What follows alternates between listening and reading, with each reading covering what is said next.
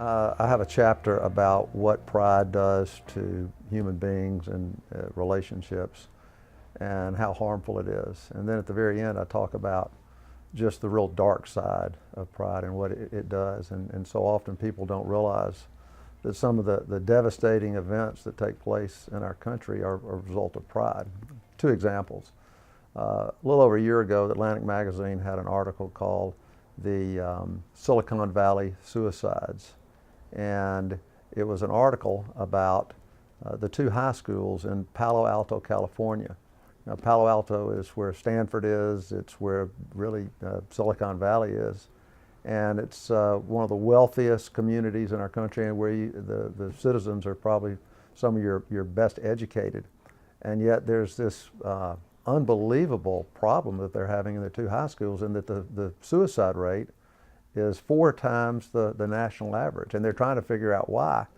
And what they've determined is that the students feel this incredible pressure to perform and to achieve, and that their lives are worthless if they don't. And then the question becomes, where does that pressure come from? And it clearly comes from their parents. And the reason is not the parents are doing this because it's for their children's ultimate good. It's about the parent. It makes the parent looks good when your children perform. It enhances their status.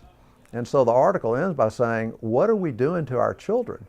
And it starts with the parents. And what's the deal with the parents? It's the pride of life. A second, even more devastating example is the Vietnam War. In the last couple of months, I've watched a documentary on the war, and then also on the Pentagon Papers.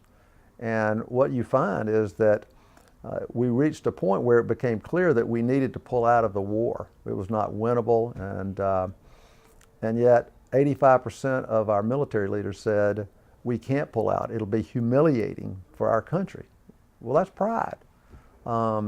Lyndon Johnson said, we can't pull out of Vietnam. It would not make me look very manly to pull out. Well, that's pride. Richard Nixon then comes along after Johnson and says, we can't pull out of Vietnam. I would be the first president to have lost a war. That's pride. You can see what happened, what the issue of pride does, and how it impacted our nation, and particularly the loss of lives of so many young men who fought in the war.